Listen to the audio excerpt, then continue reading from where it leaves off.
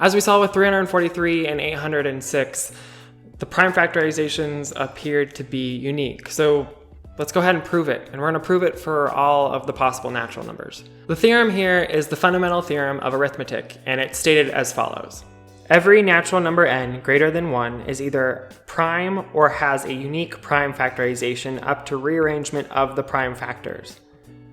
Let's start off by proving the existence of a prime factorization. To do this, we're going to use strong induction, and for the base case, let's start with 2. Since 2 is prime and 2 is uniquely 2, we're done, because the prime factorization of 2 is just 2.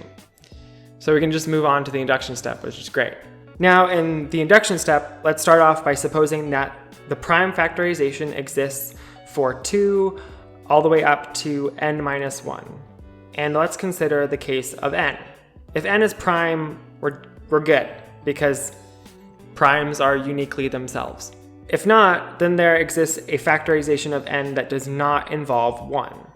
So we can say n is equal to a times b, where a and b are less than n.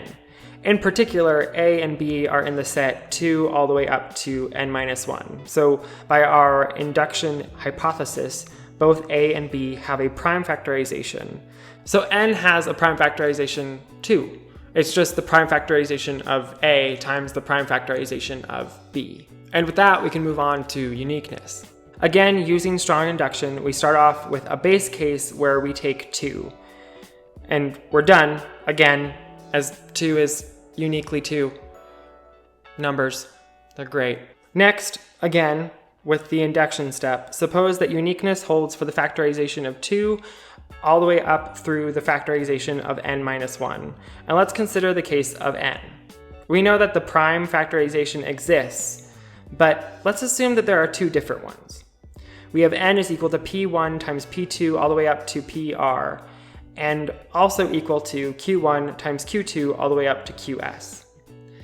In order to show the fundamental theorem of arithmetic, what we're going to need to do is show that r, the length of the p factorization, is equal to s, which is the length of the q factorization. And we're also going to need to show that the q's are just a rearrangement of the p's. Since primes are uniquely themselves, we're done in the case where n is prime. In the case where n is not a prime, we know that since p1 is a factor of p1 times p2 all the way up to pr, it is also a factor of q1 times q2 all the way up to qs.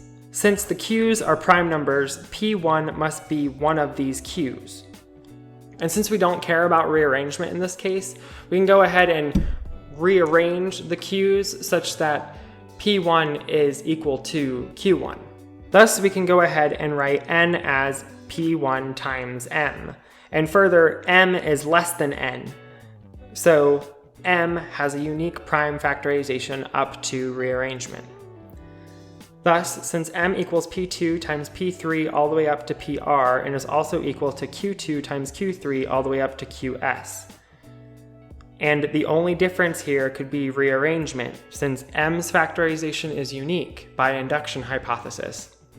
We know that 1, r is equal to s, and 2, the q's must be a rearrangement of the p's.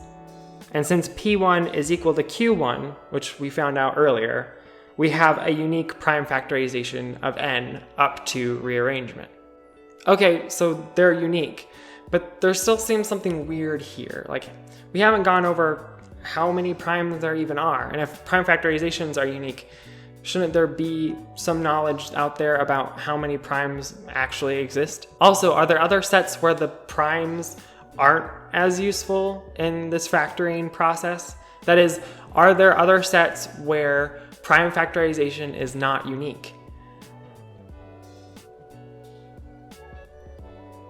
Which one's going to be?